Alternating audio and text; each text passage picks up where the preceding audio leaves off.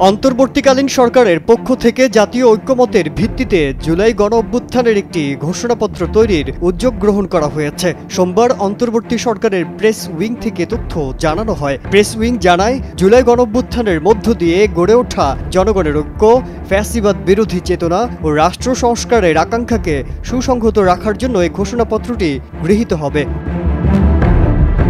Press wing আরও জানায়, গণঅভ্যুত্থানের নেতৃত্ব দেয়া বৈষম্য বিরোধী ছাত্র আন্দোলন সহ অংশগ্রহণকারী সকল শিক্ষার্থী, রাজনৈতিক দল ও পক্ষের মতামতের ভিত্তিতে ঘোষণাপত্রটি প্রস্তুত করা হবে। এতে জুলাই গণঅভ্যুত্থানের পরিপ্রেক্ষিতে ঐক্যের ভিত্তি ও জনগণের অভিপ্রায় ব্যক্ত হবে। আশা করা হচ্ছে, সকলের অংশগ্রহণের মাধ্যমে কিছুদিনের মধ্যেই সর্বসম্মতিক্রমে ঘোষণাপত্র প্রস্তুত করা হবে এবং জাতির সামনে উপস্থাপন করা হবে।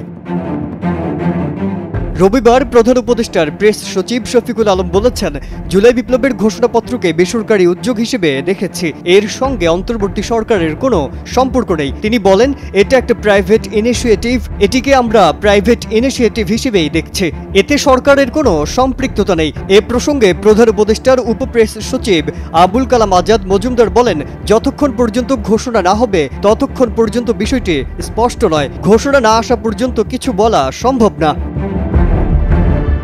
শনিবার সামাজিক যোগাযোগ মাধ্যম ফেসবুকে একের পর এক রহস্যজনক স্লোগান লিখেছেন বৈষম্য বিরোধী ছাত্র আন্দোলন ও জাতীয় নাগরিক কমিটির সদস্যরা। ফলে সেদিন কি হতে যাচ্ছে তা নিয়ে ব্যাপক আলোচনা শুরু হয়। রবিবার এক সংবাদ সম্মেলনে জুলাই বিপ্লবের ঘোষণাপত্র প্রকাশ করার কথা জানায় বৈষম্য বিরোধী ছাত্র আন্দোলন। অন্যদিকে সরকারের সিদ্ধান্তের পর জরুরি আলোচনায় বসেছে বৈষম্য বিরোধী ছাত্র আন্দোলন। দ্রুত সময়ের মধ্যে আগামীকালের কর্মসূচির বিষয়ে জানানো হবে বলে জানিয়েছেন হাসনাত আব্দুল্লাহ।